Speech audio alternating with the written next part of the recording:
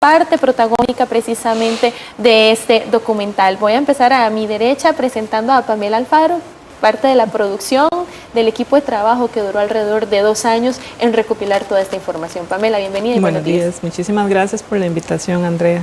Muy complacida de estar acá. Gracias a usted. A Carla Alemán, que ella se presenta solita, pero vamos a introducirla. Es futbolista, entrenadora y bueno, una de las pioneras del fútbol femenino en Costa Rica, sin duda alguna. Muy buenos días y encantadísima de estar aquí compartiendo con ustedes y con las personas que nos están acompañando. También, bueno, a Juliana Rodríguez, boxeadora y toda una promesa que no nos va a sorprender verla en unas posibles Olimpiadas, a Juliana. Muchísimas gracias por el espacio y súper feliz de estar con ustedes acá. Bueno, y vamos a introducir inmediatamente, Pamela, ¿qué les inspiró a ustedes como productora el agarrar la realidad de la mujer costarricense en el deporte y documentarla en la pantalla? ¿Por qué escoger la temática del desarrollo de las mujeres en el deporte? Bueno, cuando estábamos analizando el director Leonardo Solano un tema sobre el cual desarrollar un documental en Costa Rica por situaciones personales, familiares, siempre ha estado muy ligado con el deporte. Entonces decidimos investigar sobre este campo y nos dimos cuenta de que en la sociedad costarricense hay una carencia de reconocimiento hacia la mujer en el deporte. Últimamente se han visto muchísimos logros gracias a los medios de comunicación y a las redes que han tenido las mujeres, sin embargo no han sido reconocidos de igual manera que los hombres. Entonces decidimos investigar un poquito más y encontramos que este tema no estaba bien documentado en Costa Rica todavía, que había una carencia en la parte histórica sobre información de la influencia de las mujeres en el deporte en Costa Rica, y entonces pues fue cuando decidimos realizar el documental sobre este tema. Hay temas que desarrolla el documental y que son de la realidad de las mujeres. Tenemos una realidad social y económica. Las mujeres en Costa Rica no pueden decir que viven del deporte, es completamente amateur a la fecha. Tenemos, por ejemplo, que en competencias de atletismo, triatlón y demás, los premios de los hombres son muy diferentes al de las mujeres, incluso en el tema de fútbol. Y tenemos también historias de abuso, de hostigamiento y de acoso sexual, que en Costa Rica tal vez la cifra es un poco oculta porque muchas no se han animado a denunciar, entonces no podemos hablar de un porcentaje de deportistas, son pocas las que se están animando, lo que nos lleva a casos específicos como el Juegos Deportivos Nacionales del año anterior, donde una niña de 14 años denunció un hecho de hostigamiento y a la ley tiene una carencia. ¿Qué dice la ley? Que cuando se va a acusar de hostigamiento comprende el ámbito familiar y laboral, pero deja el deporte excluido. Y bueno, la diputada María José Corrales ha dicho hay que incluir al deporte porque es una situación y una realidad que se vive. Vamos a empezar por el tema social y económico. Carla, qué difícil, ¿verdad? Porque si lo vemos, las mujeres se preparan igual en una competencia que hombres, pero la desigualdad y la brecha al día de hoy sigue siendo enorme. Bueno, es un gran desafío para el país y en primer lugar yo quisiera decir que el filme es una oportunidad, ¿verdad? El documental es una oportunidad y The Raíz Entertainment hace esa apuesta y pone sobre la mesa un tema que es importante para poder hablar, para poder discutir. Evidentemente hay muchas cosas que pueden ser integradas, ya lo hemos conversado, pero el tema es que no hay una mirada hacia las mujeres que estamos dentro del ámbito del deporte, no hay una mirada de qué hacemos, cómo trabajamos. Hemos estado siempre, lo hemos conversado, siempre hemos estado y lo hemos hecho por un apoyo familiar, por un asunto que tenemos condiciones sobresalientes, entonces vamos logrando cosas, ¿verdad? Pero no existe una intención dirigida a que las mujeres tengamos también esa oportunidad y ese acceso. Creo que Doyen plantea esa realidad y a partir de ahí nosotros vemos que efectivamente en ninguno de los campos, y no solamente en el deportivo, las mujeres hemos tenido esa oportunidad, ¿verdad? Yo diría la oportunidad del acceso. ¿Por qué no jugamos? ¿Por qué no podemos jugar? Solo porque somos mujeres. En 1950, la historia del equipo femenino en Costa Rica, incluso ellas se maquillaban para jugar, para no ser estereotipadas y señaladas. El tema es que usted dice, ¿cuáles son los beneficios del deporte, de la actividad física y la recreación en general? Hay muchos beneficios, nos construimos, aprendemos, nos convertimos en personas jugando, porque después nos convertimos en personas como profesionales, etc. Pero resulta que tenemos un tema y es, ¿por qué privamos a las niñas? Hablamos de las niñas. ¿Por qué privamos a las niñas del acceso al movimiento? ¿Por qué? Porque somos mujeres. ¿Qué ¿verdad? impacto y qué pasa cuando en la línea de salida de atletismo, imaginémonos la línea de salida del atletismo, no partimos en iguales condiciones? Usted que ha sido pionera en el deporte, específicamente en el fútbol, también introduzco a Juliana. ¿Qué pasa cuando no salimos o partimos con las mismas condiciones? ¿No se reflejan o no, o no hay mejores resultados o se ocultan? ¿Qué sucede? Juliana Rodríguez, boxeadora. Creo que más o menos como te entendí la pregunta, ok, a los chicos les dan cierta importancia, cierto apoyo que nosotros no tenemos, pero nos exigen exactamente el mismo resultado, que sería como pones en una meta, tenemos que salir nosotras más atrás, ellos más adelante, pero tenemos que llegar a la misma meta. Entonces es bastante complicado porque llegas a un punto de frustración donde dices, pucha, no me están ofreciendo nada y tengo que lograr exactamente lo mismo que ellos están haciendo. Es realmente frustrante porque uno realmente quisiera lograr las cosas y todo, te juzgan, te critican por todas estas cosas. Dicen, no, es que el deporte femenino en realidad no funciona, pero no se fijan, o sea, lo que hay detrás, el apoyo que hay detrás en comparación al que le dan a los hombres. Entonces es realmente difícil decir como que estamos en igual de condiciones en ese momento. Yo quisiera decir que si usted pone esa imagen de una línea, de una salida, el desafío de las mujeres, el camino de las mujeres, y el INAMU, por ejemplo, comparte una imagen que es muy, muy real. Las mujeres llevamos no sé cuántas cosas a la vez en un carril, los hombres van sin ningún obstáculo y las mujeres vamos con un montón de obstáculos. Esa es la realidad.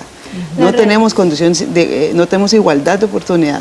De hecho, este año fue muy sonado el caso de la selección de Colombia, porque traigo esto de internacional a esta mesa, porque nosotros no escapamos de esa realidad. Denuncias de jugadoras que se les promete el pago de un premio por clasificar, por ser la primera selección de habla hispana en clasificar a una siguiente ronda en un mundial femenino, no reciben el premio que se les había prometido. Jugadoras que denuncian condiciones precarias de cara a una cita mundialista, y también a raíz de eso, cómo se destapan todas las denuncias de acoso y hostigamiento sexual que vivieron muchas, no en ese mundial, sino en mundiales sub-17, donde estamos hablando de menores de edad, amenazadas de que si denunciaban o decían algo, su carrera deportiva se truncaba. Vamos a incorporar, ¿verdad?, a una especialista en la materia. Sí, tenemos a Larisa Arroyo, ella es abogada, especialista en derechos humanos vía remota.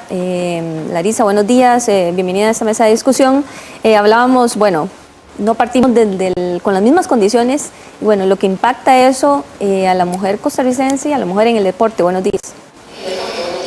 Muy buenos días, pues un gusto estar aquí con ustedes. Efectivamente creo que lo primero es poder entender que hay una discriminación estructural que además ha sido histórica en contra de las mujeres solo por el hecho de ser mujeres, y sobre esa base, por supuesto, ahora escuchándolas, ¿verdad?, creo que lo exponen excelentemente bien, ¿verdad?, muy claro, en el sentido de que no hay igual acceso de oportunidades, de desarrollo, y además de eso hay pues demandas muchísimo más altas sobre esto.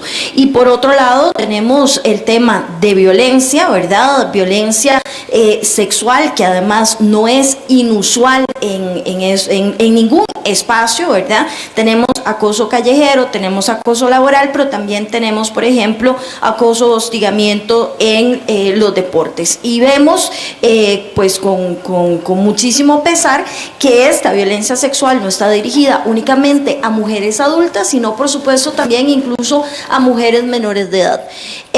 Yo quisiera hacer también énfasis en que muchas veces veces este hostigamiento, porque muchas veces creemos que el agresor es como alguien totalmente externo, alguien que no es conocido, y bueno, tenemos que saber que muchas veces esta persona o este hombre, que suelen ser usualmente hombres, como nos dicen las estadísticas, ¿verdad? Estos agresores sexuales son entrenadores, gente cercana, ¿verdad? Que muchas veces pueden incluso pues hacer uso de relaciones cercanas, ¿verdad? Personales, para poder justamente perpetuar algo que vivimos de todas formas en todos los ámbitos.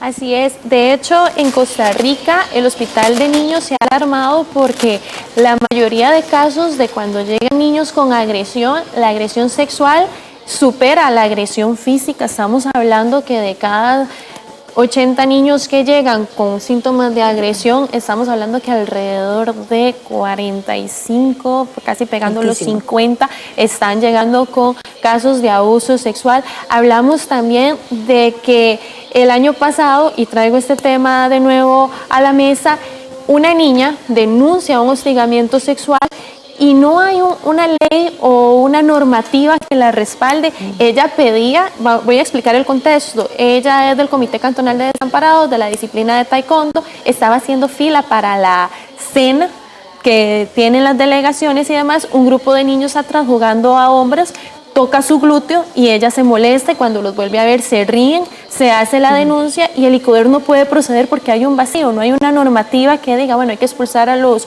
atletas que no pueden participar y se crea todo esto y al final la conclusión es que la actitud de los muchachos fue inmadura, ellos reconocen su culpa, pero que hay un vacío que no permite porque es una conducta atípica, cuando estamos hablando de que en Costa Rica son las realidades de las mujeres. Tenemos a Elizabeth Vindas en vía telefónica desde Jacó, surfista nacional. Ella fue una de las primeras mujeres, y no la primera, en animarse a entrar en un mundo también del surf que hasta 1995 en Costa Rica era solo de hombres, y Lisbeth interrumpe eso.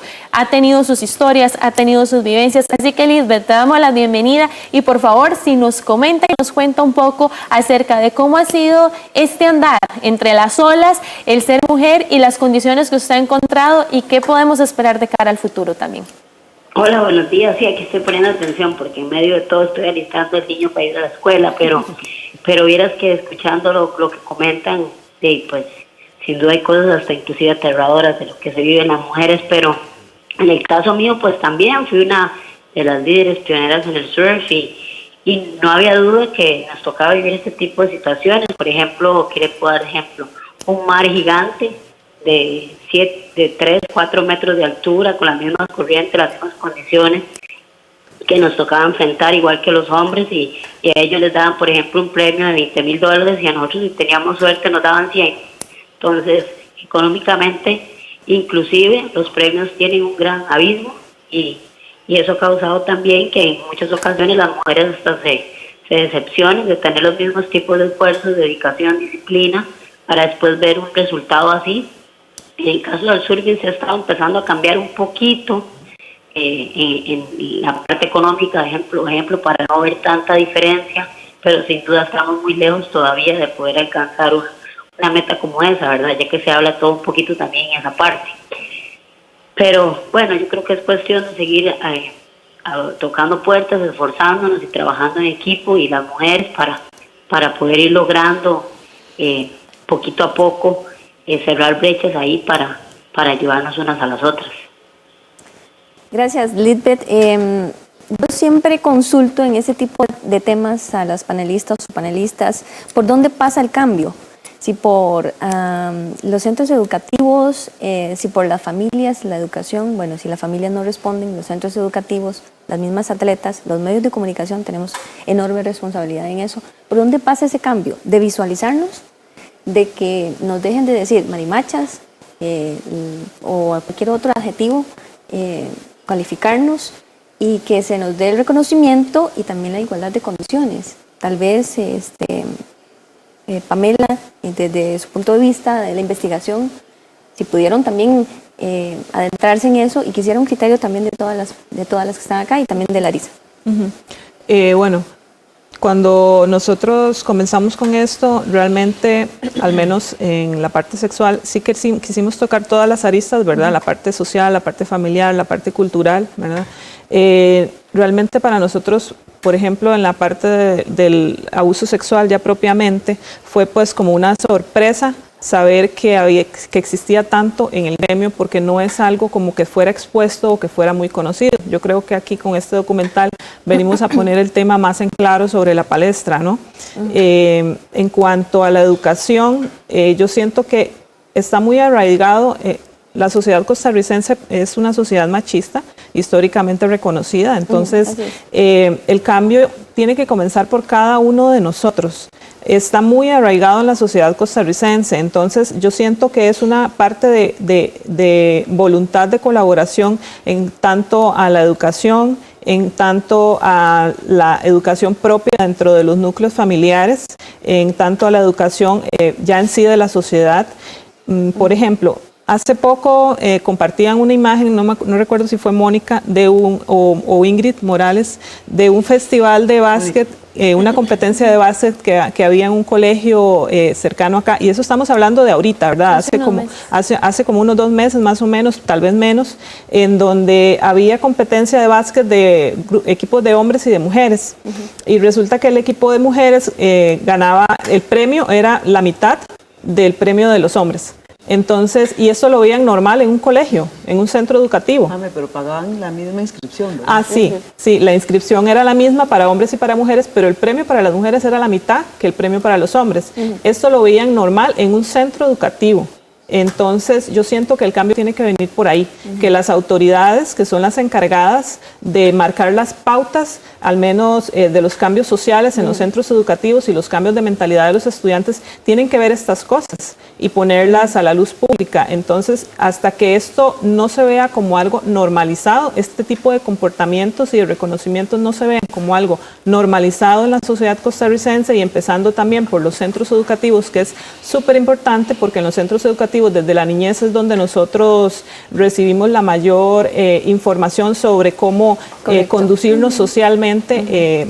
Esto no va a cambiar, la verdad. Tenemos a Lisbeth Vindas, vía telefónica, surfista nacional desde Playa Jaco. Lisbeth, tal vez si nos compartes el punto de vista de esta situación, para usted, ¿dónde puede estar el cambio? Porque sabemos que el día de hoy en el surf nacional es una gran referente, es una de las que se está encargando de que esta realidad en la generación que viene detrás de ella tenga pues condiciones muy diferentes a las que usted encontró en un principio. Bueno, no, sin duda ha cambiado bastante de cuando yo inicié el día de hoy. En la parte del sur sí se está empezando a ayudar bastante a las mujeres, y hay chicas súper talentosas, increíbles, al nivel que están llegando. A veces, inclusive algunas surfean hasta ya casi que más que los hombres, y están empezando a traer mejores resultados inclusive que hombres a nivel mundial para representar a Costa Rica. Entonces eso también está ayudando un poquito, pero como le contaba hace un ratito, sin duda hay que seguir trabajando y esforzándonos para ver la misma calidad de... Imagínense que inclusive hasta la hora de competir, normalmente a los hombres les tocan las mejores horas y a las mujeres las que queden. Entonces hay que seguir trabajando para que tengamos igualdad de condiciones, sin duda. Muchísimas gracias. Vamos con Larisa Arroyo precisamente para que nos dé soporte en esa consulta que hacía Larisa sobre, bueno, de dónde parte el cambio.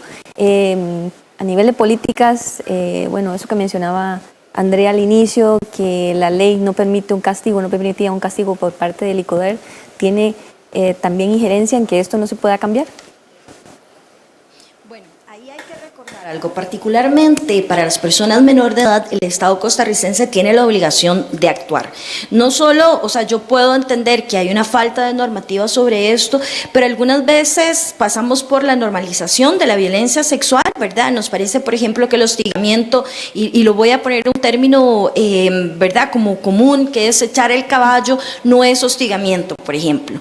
Y eso es también violencia sexual y es también obligación del Estado costarricense de tomar acciones para que esa agresión sexual no quede, digamos, en la impunidad, que es lo más importante. Ahora, tenemos instrumentos internacionales como por ejemplo Convención CEDAW, que precisamente obliga a Costa Rica a ir tomando todas las acciones posibles para poder erradicar esa discriminación en razón del género, ¿verdad? Esos roles, estereotipos de género. Ahora que oía a Lisbeth, ¿verdad? Que decía, bueno, aquí estoy corriendo porque el chiquito y demás, esa justamente carga hacia las mujeres y además de eso, tener que tener su trabajo y que el deporte y demás es justamente lo que el Estado costarricense tiene que hacer, entre otras, por ejemplo, el INAMU y por supuesto el PANI, digamos, en el caso de las personas menores de edad. Pero no quiero que quede confusión sobre algo. En el caso de la violencia sexual tenemos rangos muy amplios, ¿verdad? Tenemos acoso sexual callejero, que eso es algo que además, desgraciadamente, por ejemplo, la propuesta del Poder Judicial era que siguiera siendo una contravención, no un delito, porque nos parece que tal vez no es tan grave esa violencia sexual, ¿verdad? O sea, y ahí es donde justamente podemos caer al tema de hostigamiento sexual en el deporte, donde efectivamente necesitamos un cambio de normativa y el cambio nada más viene a partir de la voluntad política. Que alguien diga, mira, esto no está bien, nos vamos a sentar a hacer una normativa para que este tipo de agresiones sexuales no queden nunca en la impunidad. Si lográramos tener a alguien que tiene esa voluntad, y no solo la voluntad, digamos, que se materializa de manera concreta, en poner presupuesto justamente para acciones que sean afirmativas para las mujeres, no solo, qué sé yo, revisando que los premios, que las posibilidades incluso desde niñas, sino también que esa violencia sexual no quede impune, pues entonces ahí el cambio, digamos, empezaría a rodar. Tenemos que recordar además que claramente las mujeres nos vemos expuestas a estos ataques sexuales, ¿verdad? Que muchas veces nosotras mismas no consideramos como violencia. Entonces, esa también es una acción del Estado, ¿verdad? Que las mujeres se puedan informar sobre sus derechos. Por ejemplo, podría haber una violación, la violación en el ámbito del deporte se podría tratar a nivel penal, ¿verdad? Eso no excluye, no va a quedar impune, pero sí podría quedar impune, por ejemplo, en el ámbito del deporte. Entonces, básicamente lo que estamos considerando ante una falta de normativa es que o se invisibilizaba esa violencia sexual, que esa es una, y la otra es que no parecía tan grave como para tomar acción. Así es. De hecho, en casos internacionales tenemos lo del documental A The Heart of Gold, donde gimnastas estadounidenses denuncian al médico del equipo que por 30 años abusó más de 300 niñas, y el caso explota cuando Rachel de Hollander del movimiento Me Too, ella confiesa toda la tortura que vivió, no solo en un abuso sexual, sino también abuso de entrenamientos, del estereotipo del cuerpo, de sus dietas, sus comidas, todo lo que fueron sometidas estas gimnastas. Así que si lo vemos a nivel internacional, también ya las mujeres están dando a conocer estos casos. Hay dos temas aquí y que se vienen. Uno, lo que es el estereotipo de también denigrar a una mujer de cuando practica fútbol o practica boxeo, decirle usted lesbiana y estereotiparle y condenarle incluso en un tema de homosexualidad y demás, que no debería de ser así. Y también historias donde hay un abuso de poder por parte de entrenadores o partes de cuerpo técnicos, dirigentes hacia las mujeres con amenazas y demás, sometiéndolas incluso a tener miedo a decir cómo es la realidad que viven. Entonces empiezo con vos. Yo quisiera referirme a la pregunta del cambio. En realidad nosotras debemos entender que para generar un cambio debemos ser parte del cambio también. O sea, las mujeres en el deporte estamos con una mirada desde los hombres. Entonces, cuando se practica un deporte para los hombres hay cosas que no se toman en cuenta para las mujeres. Necesitamos un espacio seguro. Necesitamos un lugar para cambiarnos, por ejemplo. Los hombres difícilmente tienen problema con cambiarse unos con otros, y eso es cierto. Y los compañeros de las cámaras están asentando, o sea, es cierto lo que estoy diciendo. Entonces, esa es una mirada que hay que incorporar en el cambio. Pero el cambio no solamente es sentarme y decir hay que cambiar, no, yo tengo que incorporarme a la estructura. Eso quiere decir, necesitamos más mujeres dirigentes, más mujeres gestoras, más mujeres tomando decisiones, porque si no, no vamos a tener esa mirada. Eso es una cosa. Después, creo que el tema del acceso es un derecho. Nosotras tenemos derecho al acceso a la práctica deportiva o al deporte.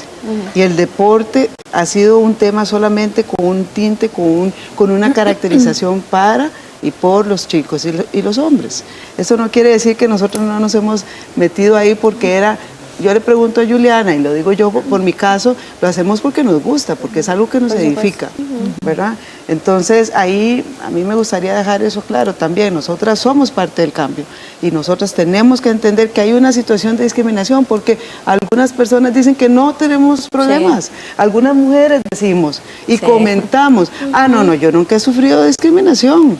No, yo no tuve nunca problema de acceso. Esa no es la realidad. No es cierto. O sea, esa no es la realidad. Y nosotras, aquí todas mujeres, también en nuestras profesiones tenemos que trabajar con esos desafíos y con esos retos. El deporte es una oportunidad para que las mujeres también entendamos que hay cosas que se pueden.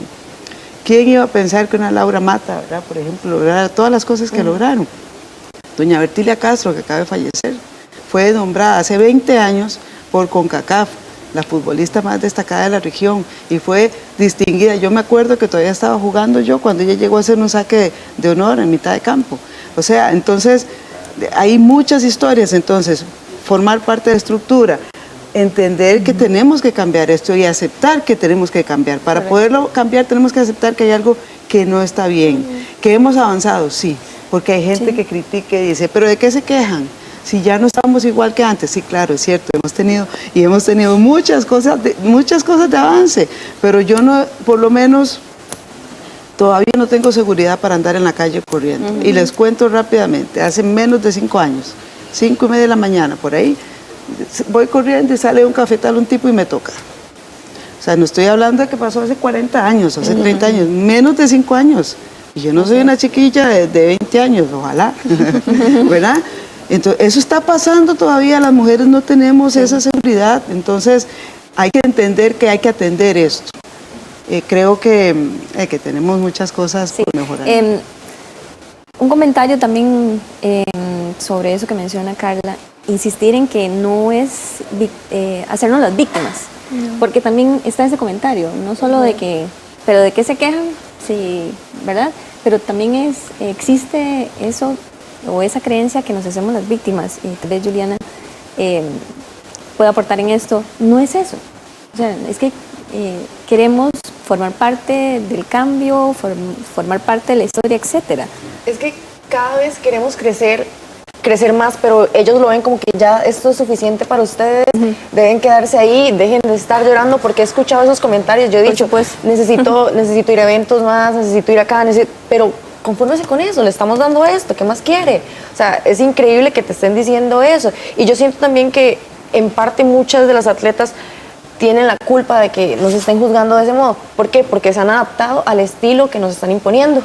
Entonces están vendiendo a las atletas como si fueran un cuerpo, como si fueran, o sea, no se ve por el talento que tiene la chica ni por nada de eso, sino por qué tan bonita se ve. He escuchado, o sea, hasta apodos de boxeadoras que nosotros usamos mucho, como la bonita, la esto, y o sea, te están vendiendo como una mujer, no te están vendiendo como nada, las fotos que ponen, como la ropa que utilizan para pelear, o sea, es increíble. Ni siquiera es cómodo para pelear, o sea, yo lo veo de ese modo, ni siquiera es cómodo para pelear, y te están, o sea, te están poniendo en una caja ahí, vos tenés que calzar acá. Entonces es realmente complicado esa situación.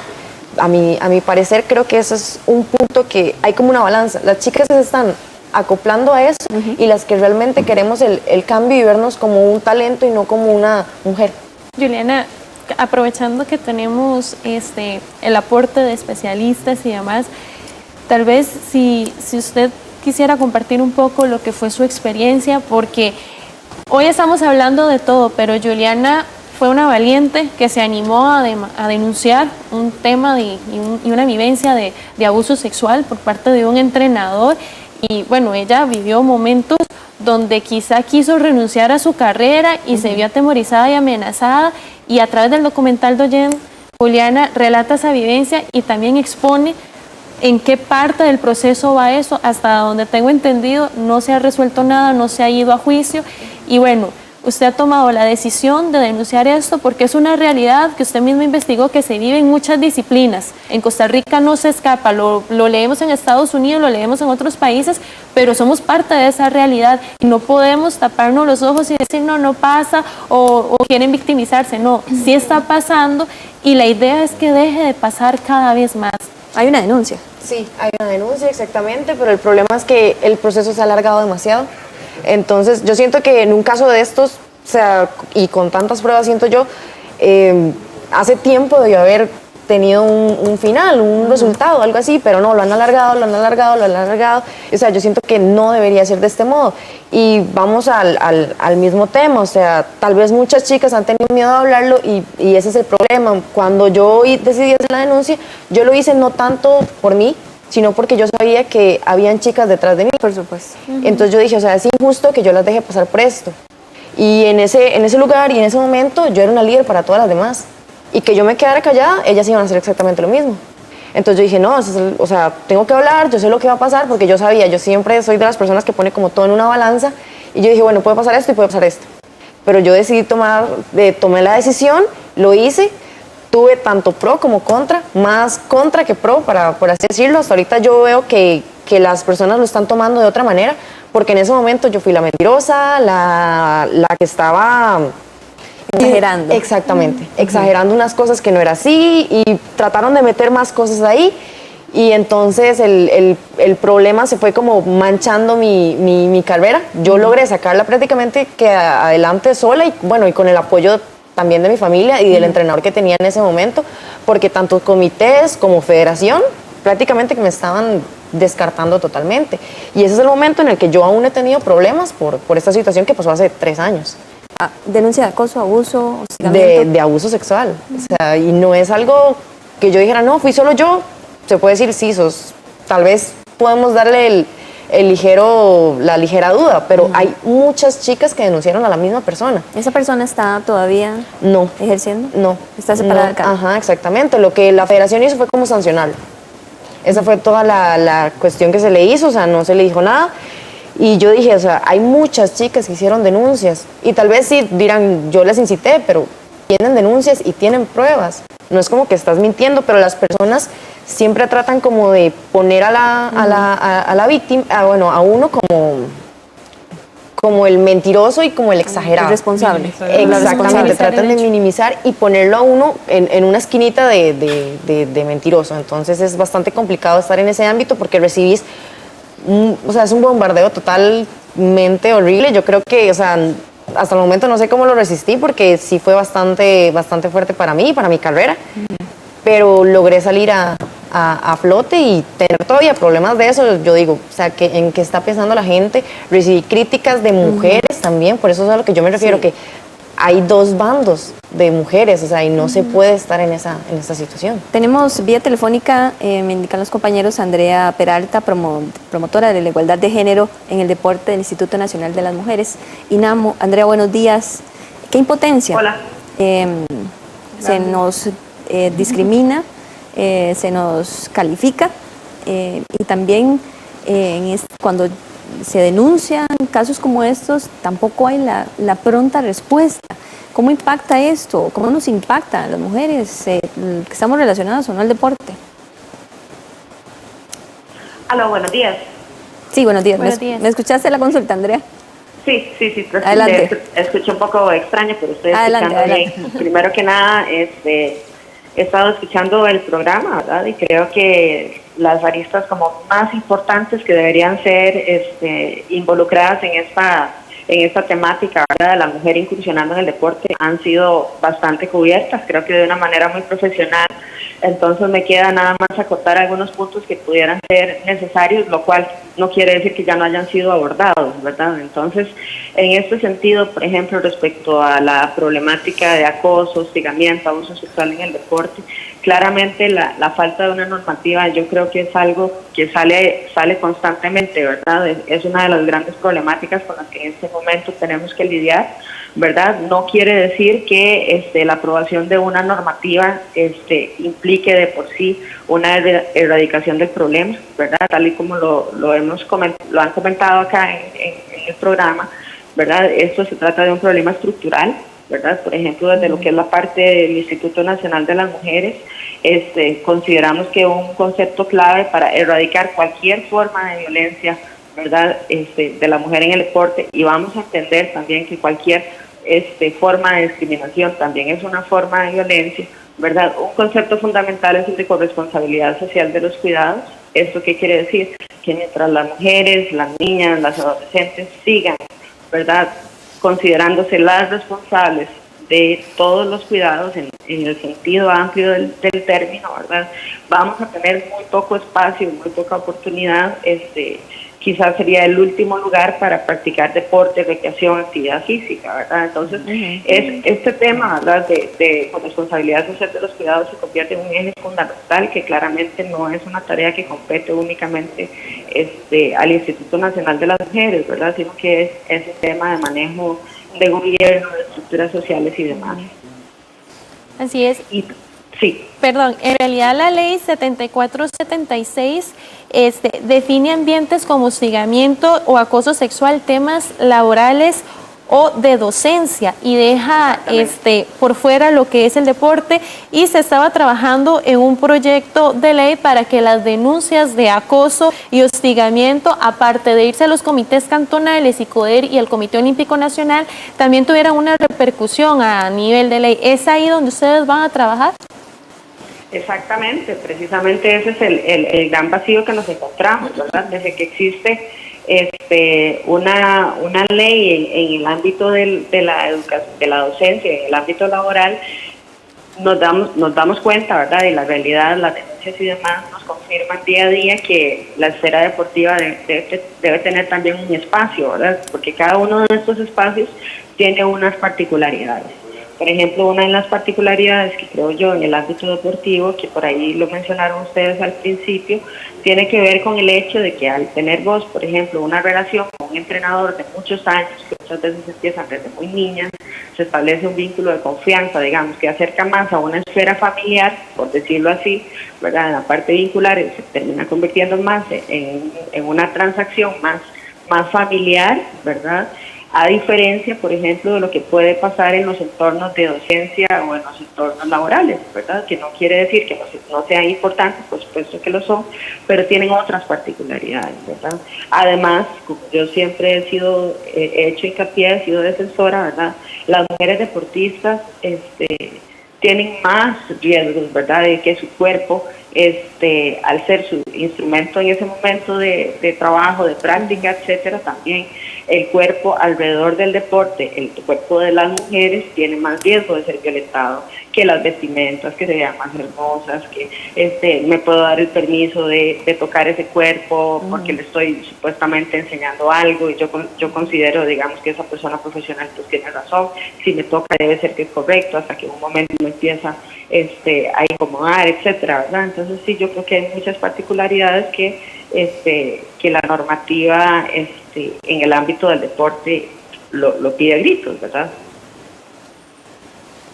Bien, gracias Andrea Peralta. Interesante la consulta de Andrea sobre esa falencia que al final, como hemos hablado o analizado, bueno, es un cambio que tendría que venir de todas partes, pero también se necesita ese apoyo o ese soporte o ese respaldo, no sé cómo llamarlo específicamente, también a nivel de legislación. Y mencionaban, no sé si Larisa, no recuerdo, el acceso a la información y la importancia que la gente conozca, mujeres principalmente, qué no está bien, qué derechos tiene, a dónde debe de acudir, cómo debe de hacerlo o con quiénes puede hacerlo.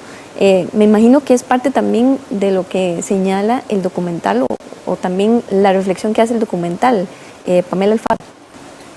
Sí, bueno, el documental más que todo abarca en realidad todos los temas, no solamente el tema sexual, sino que abarca también el tema de las experiencias de vida de cada una de las atletas y cómo ha impactado el deporte en su vida, ¿verdad? Hay muchas, hay muchas historias que cuentan donde las mujeres han han expresado que el deporte ha logrado, por ejemplo, financiar sus estudios, han logrado un cambio de vida, un cambio social a raíz del deporte. Entonces, nosotros nos centramos en todas las diferentes aristas y la parte sexual es una de ellas. Entonces, nosotros evidenciamos que el cambio comienza por las mujeres. Nosotras somos las principales interesadas en que se nos tome en cuenta, en que se nos visibilice, entonces nadie lo va a hacer por nosotras. Si nosotras no iniciamos este cambio, nadie más lo va a hacer.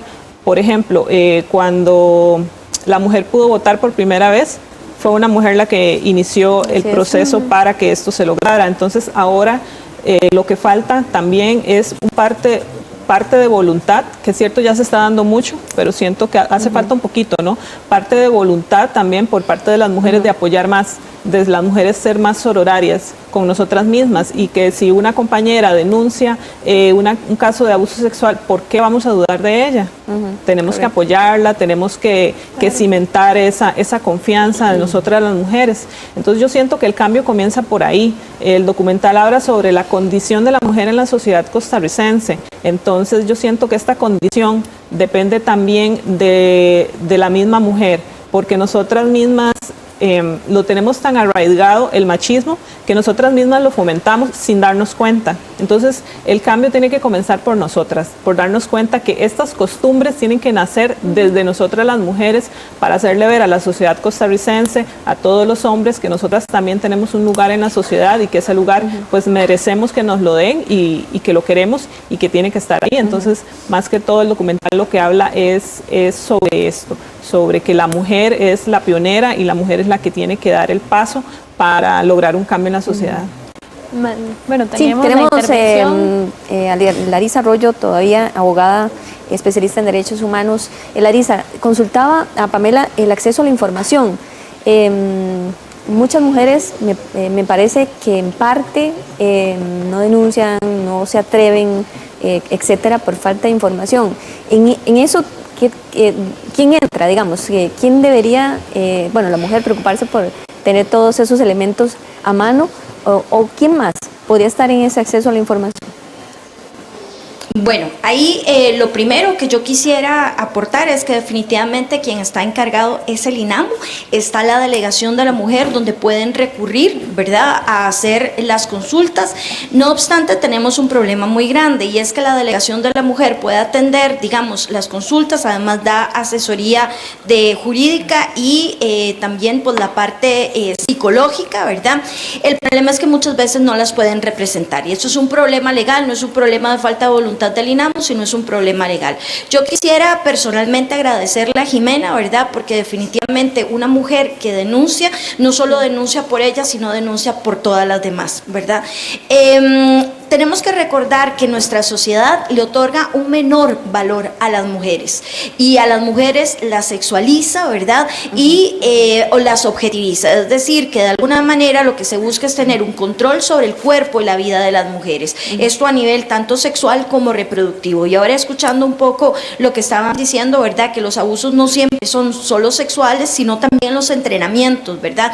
Porque hay esta idea de que sobre una mujer se puede tener un control que no necesariamente se le pide igual a los hombres. Ahora, también enlazando un poco con lo último que decían sobre el tema de la sororidad, ¿verdad? El precio que una mujer paga por denunciar es muy alto, ¿verdad? Es muy alto. ¿Por qué? Porque toda esta duda de ¿por qué denuncia? ¿Será porque quiere plata? ¿Será porque quiere atención? Ella lo buscó, ¿verdad? Y es muy importante que más allá del tema de la información tengamos tal vez como la posibilidad de que entendamos esta discriminación estructural. Si no, no lo podemos entender. No podemos entender por qué las mujeres van a vivir violencia sexual en el deporte, si no podemos entender por qué las mujeres son las que se encargan justamente del cuidado, ¿verdad? Por ejemplo, de los hijos y de las hijas, ¿verdad? Porque vivimos acoso sexual callejero. O sea, todo es parte de un mismo problema en donde tenemos roles estereotipos asignados por género a hombres hombres y mujeres que respondemos, digamos, de una forma diferente y las expectativas también. Por eso, cuando una mujer valiente como Jimena dice, bueno, alto, hey, esto no está bien, esto es abuso sexual y yo voy a denunciar, se le cobra, ¿verdad? Incluso el mismo sistema estatal le cobra y le dice, mira, la verdad es que sos un problema, nos estás aquí tratando de cambiar el sistema y no nos gusta, te vamos a apartar, ¿verdad?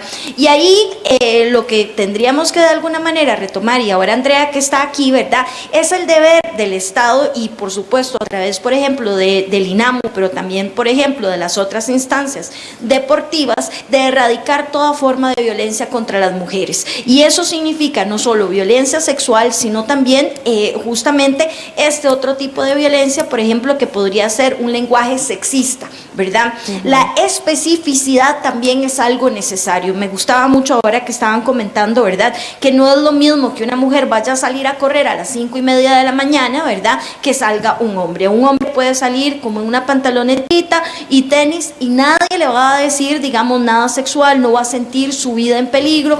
Una mujer que salga en buzo, con capucha y todo, a las 5:30 de la mañana va pensando si va a poder regresar a su casa. Y eso, por supuesto, que delimita las posibilidades para poder acceder, digamos, y poder ir progresando en ese ámbito. Lo que yo no quiero, digamos, que quede como en el aire, es la falta de obligación. Número 1, voluntad política. Número 2, el tema de presupuestos, por supuesto, ¿verdad? Y eso lo tiene que concretar todas las instancias estatales. Yo menciono el INAMU porque es, digamos, el principal encargado en materia de derechos de las mujeres, pero cualquier otra instancia estatal y, por supuesto, incluyendo, pensando, por ejemplo, en las municipalidades, en los gobiernos locales, ¿verdad? ¿Qué medidas se están tomando para poder cambiar esa estructura, incluyendo los roles estereotipos de género, ¿verdad? Y Andrea lo decía, necesitamos una nueva normativa, es cierto, pero lo más importante es un cambio sociocultural, ese cambio en las conciencias de los hombres y de las mujeres para poder reconocer igual valor a los hombres y las mujeres y entender que sobre las mujeres no se puede tener control sobre sus vidas, sobre sus cuerpos, sobre su sexualidad y su capacidad reproductiva. Gracias, Larisa Arroyo, abogada especialista en derechos humanos. Me quedo con lo último, bueno, con todo lo que dice Larisa, por supuesto, que siempre es atinada, por supuesto, en el tema de género, pero especialmente en el tema de la obligación. Cuando hablamos temas de mujeres, y con el respeto a todos los caballeros aquí presentes y a todos mis compañeros, creen ajeno, como muchos hombres, una gran mayoría, se apartan del tema. Y también es un tema de ellos. También es un tema de que no ignoren el acoso o aquel piropo feo que se le da a su compañera, a su amiga, por parte de su otro amigo o otro compañero. Es también un tema de ellos de motivarlas, de decirles, tiene que hacer esto porque lo tiene que hacer porque a usted le gusta y es su deporte, etc. Entonces, siempre en estos temas me gusta incluirlos a ellos y decirles, ustedes también forman parte del cambio y de que estas situaciones no se repitan, hermanos, papás, etcétera. Me parece que a veces obvian eso, no sé, por un tema de masculinidad, los expertos podrán hablar sobre eso específicamente, pero también ellos forman parte. ¿Cómo pueden hacerlo? A veces siento que tienen una barrera ahí que no les permite tomar ese tipo de acciones. A ver, todas. Julie. Siento yo que es la misma sociedad, porque ellos, digamos, hay un grupo de hombres, estás vos, pasa todo eso, pero tal vez uno de ellos es compañero tuyo y le dice, no, mira, sí te trataron feo, pero te lo dicen a escondidas, no enfrente, y es por la misma sociedad, por el mismo machismo que existe, o sea, por todas estas cuestiones. Entonces siento yo que viene más de la casa, porque he tenido compañeros que hasta te defienden o ven qué hacen para que vos te sientas cómodo en el lugar que está, pero hay otros que más bien te lo dicen aparte para que los demás no digan, ¿y este? ¿Verdad? Entonces esa es una de las problemáticas. Viendo también lo de responsabilidades, siento yo que tanto las federaciones como los comités cantonales tienen bastante que ver en estas situaciones, porque contratan personas que tal vez no hablemos de un título o algo así, pero también influye, siento yo esto, porque contratan cualquier persona, ni siquiera se percatan de qué es lo que trae atrás. Entonces, exactamente, yo siento que eso es una problemática. Igual estás tratando con deportistas, no puede tratar cualquier persona con un atleta. Entonces siento que ellos tienen tanta responsabilidad y deberían controlar un poco más estas situaciones, porque por ejemplo, hablo en mi ámbito. ¿Cuántos entrenadores de boxeo son profesionales en deporte o en educación física o demás? O sea, si acaso 2, de todo el país. Y, o sea, la mayor problemática se ha dado con entrenadores cantonales, no seleccionadores. Y entonces es ahí donde tal vez uno se pone a pensar, pone un poquito de acá y de allá y saca conclusiones. Siento yo que la responsabilidad está en federaciones y comités cantonales, porque el Comité Olímpico y el ICODER se han encargado tanto de hacer campañas en contra del acoso y demás, y siento que están logrando bastante en el ámbito ya de selecciones, pero la problemática está en comités olímpicos, en comités cantonales y federaciones. Obligaciones de todos, primero concluyo, de la mujer, el deporte, nosotras, alrededor de los hombres, y también afinidad para esos puestos donde se trabaja mujeres y hombres. Sí, yo quisiera también rescatar un poco el tema de que necesitamos avanzar, y avanzar no significa seguir actuando de la forma o pensando como lo veíamos hace 40, 50 años, de todas estas mujeres valientes que nos abrieron espacio a nosotras ahora. La producción del documental me pidió a mí que escribiera un poco sobre mi historia. Y yo quisiera compartir que yo utilizo una frase que dice: por todos los noes que me obligaron a encontrar los síes, ¿verdad? Y fue asesoría de una amiga, ¿verdad? Porque yo puse los no y los sí, pero ella me dice: no, mira, se dice correctamente, por todos aquellos noes que en algún momento encontré, que me impulsaron y que me ayudaron a seguir avanzando hacia esos síes que hoy son realidad para muchas mujeres. Entonces, necesitamos condiciones iguales para competir, para entrenar y para estudiar, ¿verdad? Porque nosotros necesitamos ir de manera paralela en el deporte, pero formándonos también como profesionales. En algún momento que fui entrenadora de un proceso de selecciones, yo llegué a un lugar y había una jugadora extraordinaria. El papá y la mamá me dijeron: no, ¿qué es esa vagancia? ¿Cómo cree usted que mi hija va a ir a jugar ahí fútbol? No. Si hubiese sido un chico en ese momento, cerrado, con los ojos cerrados, se muda la familia completa para San José porque era una oportunidad. Necesitamos que eso sea una realidad. Necesitamos que nuestras instituciones educativas también vean que es una oportunidad, un derecho que tenemos las mujeres para podernos formar, ¿verdad? Y además, yo pregunto, dígame el nombre de 5 mujeres, antes de Doyen, 5 mujeres referentes. Dígame el nombre de 5 mujeres referentes en el deporte. Sin Aspol, ¿verdad? Eso no ella no vale. Dígame 5 nombres, a ver, rápido, 5 nombres. Yo no se vale porque las veo siempre. No se vale. No tenemos mujeres referentes conocidas y necesitamos esas referentas. Necesitamos mujeres que estén ahí como Andrea Carolina, necesitamos ahí a mujeres como Juliana, necesitamos ahí a mujeres como Laura Mata, que todo el mundo las conozca y que queramos ser como ellas.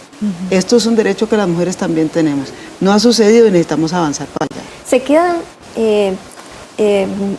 lindísima esa anécdota, Carla Alemán, se quedan muchas mujeres con gran talento o destacadas en los deportes, en esa barrera ahí donde esa persona que está a cargo la desmerita, la aparta. Ahí está viendo la cabeza de que sí. Sí, pasa bastante, digamos. Hay chicas he visto chicas y chicos también con mucho talento que simplemente por dirigentes no pasan a más. O tal vez por cuestiones monetarias no pasan a más y desertan del deporte por estas mismas cuestiones, porque te llevan a un límite, y para vos salir de ese límite tenés que poner de tu plata, de tus ingresos, o ver qué haces para poder llegar hasta donde querés. No es un secreto que Costa Rica es un país pequeño y muy pobre en deporte. O sea, nosotros estamos a años luz de Estados Unidos, hasta se puede decir que de Canadá y de la misma Guatemala a nivel de la centroamericano. misma Guatemala, o sea, están concentrados y demás. Nosotros tenemos que estarnos transportando, viendo a ver cómo sacamos la comida, viendo a ver cómo se logra todo, y nos exigen exactamente tenés que ganarle a no, ¿cómo perdiste con esta? Entonces uno dice, tal vez me ha pasado en competencias, digamos, al menos, yo he peleado con campeonas olímpicas, medallistas mundiales y continentales, y queda un punto. Y tú dices, sí, pero es que quedaste ahí a un punto. Le digo, sí, pero, o sea, ¿qué tiene ella y qué tengo yo? Claro. Y no lo digo en el sentido, tal vez, de que me den una casa, un carro o algo así, sino nivel ¿por qué no? También. Pero nivel de competencias. Son chicas que me superan el triple de peleas. Entonces yo digo, ¿cómo voy a tener esa experiencia, ese roce, si nunca hay dinero para competir? Y se supone que el ICODER invierte un montón y da un montón, pero a la hora de federaciones y demás es donde uno dice, ¿qué está pasando con todo esto, verdad? Y es ahí donde te frenas y dices, no vale la pena estar acá. La verdad, en Costa Rica no se puede ser un atleta de alto rendimiento. Y lo he visto en la universidad, mis profesores dicen, es que aquí no hay atletas de alto rendimiento. ¿Pero por qué? Porque un atleta de alto rendimiento necesita estar concentrado, necesita tener toda su alimentación, su descanso y demás. Y es cierto, no se pasa. Yo de entrenar me voy a la universidad, de allá a otros lugares y demás. O sea, es bastante complicado decir que voy a saltar esa brecha. Hay que como que centrarse demasiado y tener las metas muy claras, como muchas chicas lo han hecho, por ejemplo, como Andrea y demás. O sea, pero hay que tener también ese apoyo familiar o demás, o tener los medios necesarios ya, la familia de uno, para decir, sí, voy a enfocarme solamente en esto. También faltaría... Perdón, André, yo quisiera decir algo, porque usted menciona el tema de cuántas mujeres hemos quedado fuera de todos estos procesos por no tener oportunidad. No solamente cuando llegamos a una instancia organizada, sino el acceso. Hay mujeres indígenas de este país que tienen que caminar 3-4 horas para llegar a algún lugar para acceder a algún servicio. Entonces, no solamente es por un tema de que alguna entrenador o entrenadora dejara fuera a alguien por su forma de entrenar. También necesitamos más programas que estén en todo el país para que las niñitas de 5 años, para Fátima, que no tiene ni un año, que hace poco nació, también en 5 años, en 6 años tengan esos programas para poder acceder al movimiento. Eso es lo que necesitamos, o sea, más programas, más gente capacitada, más oportunidades cerca de tu casa, cerca de tu familia, cerca de tus costumbres, cerca de tu comida, ¿verdad? Eso no lo tenemos por ahora, pero esperamos que esto sea una posibilidad para tener ese acceso. Bueno, yo hace 18 años, he jugado fútbol toda mi vida, hace 18 años, no lo pude hacer a nivel profesional, precisamente por un tema económico y también por la cercanía, porque tenía que decidir si dejar mi casa en una zona rural, ¿verdad? Y venirme al área metropolitana, etcétera, entonces no se pudo, pero hoy puedes jugar, sí, no, puedes jugar. No. Estoy lesionada de la rodilla, yo creo que ya, pero bueno. Iba a apuntar que este gobierno, específicamente este gobierno, he visto un interés por aumentar los ingresos económicos para que los atletas se puedan preparar. Lo he visto y es algo que yo le aplaudo a la actual administración. Me parece que de cara a próximos gobiernos debería de pensarse, como se hizo en Guatemala en su momento, destinar un porcentaje alto o un impuesto a lo que es el deporte, porque realmente esos son nuestros soldados. Y para alimentar y regar las semillas necesitamos dinero, esa es la realidad. Ya el talento hay. Yo creo que para un país de 5 millones de habitantes, donde se van y se dan tú a tú, para hablarlo en un término así, muchas disciplinas, y se logra primer, segundo, tercer lugar con los recursos que hay, ahora dotarlos de recursos verdaderos y decirles, aquí está Juliana para que se prepare para Tokio, aquí está Selección Nacional Femenina de Fútbol, prepárese para ese mundial, para clasificar. Yo creo que también, ya que este gobierno y esta administración empezó con eso, ojalá que el gobierno que siga diga, bueno, ustedes dieron 500 millones para los panamericanos, nosotros vamos con 1.000 millones para panamericanos. Yo sé que la economía del país y demás, pero hay que hacerlo, porque ¿Quiénes si no, han tenido logros últimamente en el deporte nacional? Las mujeres. Sí, Andrea Vargas. Y con las condiciones que hablamos, ¿verdad? Porque la selección femenina. Si hemos logrado esas cosas con el apoyo, porque existe apoyo, ¿cómo sería si tuviésemos más apoyo? No solamente las mujeres, también el deporte en general. Bueno, ese apoyo, yo no desmerito acciones, pero ese apoyo también ha sido bajo una exigencia, ¿verdad? O sea, se ha dado porque hay una exigencia y una lucha. Me parece que, y ahora se visualiza mucho en redes sociales, y voy también a ese punto para cerrar, las redes sociales, a quienes nos ven, es una plataforma de acceso y difusión enorme, y creo que como conclusión también, como en el deporte, tiene que ser más aprovechada destacar o darle visualización a deportistas como Juliana y su esfuerzo, a Carla y su proceso de líder, etcétera. Me parece que también tiene que venir por ahí el esfuerzo, no solo económico, ¿verdad? En las federaciones, las municipalidades, medios de comunicación y sí, por supuesto, tenemos una obligación, los medios no estamos llamados a, tenemos una obligación de, pero me parece que los comités o las organizaciones, las asociaciones, tienen que también visualizar esa otra plataforma y ese otro contexto. En el fútbol lo he visto más, al menos con las muchachas de ciertos equipos o la selección femenina, esa difusión y ese aporte, porque mucha gente no conoce. O sea, le estoy segura, y no es por desmeritar obviamente el trabajo de Juliana, pero mucha gente posiblemente no ha conocido el caso de Juliana, ni sus logros, ni sus peleas, etcétera, ¿verdad? Entonces, me parece que se desaprovecha muchas veces o no hay el impulso necesario a través de esas redes sociales, que la gente ahora pasa metida en esto. Prácticamente pasamos todo el día acá, entonces me parece que lo hago como manera de reflexión. Ustedes dentro de sus ámbitos, sus entrenadores, sus comités, etcétera, también lleven ese mensaje a esos tomadores de decisión y a esos que dicen, bueno, hagamos publicidad aquí, ¿verdad? O sea, no necesariamente en la pantalla, no necesariamente en el radio. Me parece que es una opción que podría visualizar a deportistas como Juliana, y montones que hay montones. Así es. Bueno, estamos Para cerrar, llegando. una conclusión. Adelante, Pamela. Bueno, nada, muchas gracias por la invitación. Este documental, bueno, ahorita ya va a iniciar la etapa de festivales, ¿verdad? Ahorita dentro de 15 días se está presentando en el Festival Iberoamericano en Chile. También tenemos invitación al Festival Latinoamericano en Estados Unidos, y después sigue el Festival Trieste en Italia, y bueno, el próximo año ya también seguiremos una ruta por Chile. Entonces, las mujeres de Costa Rica del deporte van a estar con exposición en todo el continente, todos los continentes prácticamente. Entonces, estamos muy agradecidos, la verdad, por todo el apoyo de todas las atletas, más de 50 atletas que nos apoyaron para realizar este documental. Nos encantó el proceso porque nos dimos cuenta, pudimos ver la unión de todas, chicas que no se conocían entre ellas, de deportes diferentes, tuvieron la oportunidad de compartir, de unirse, de crear amistades, de crear lazos. Entonces, en realidad fue una experiencia muy bonita.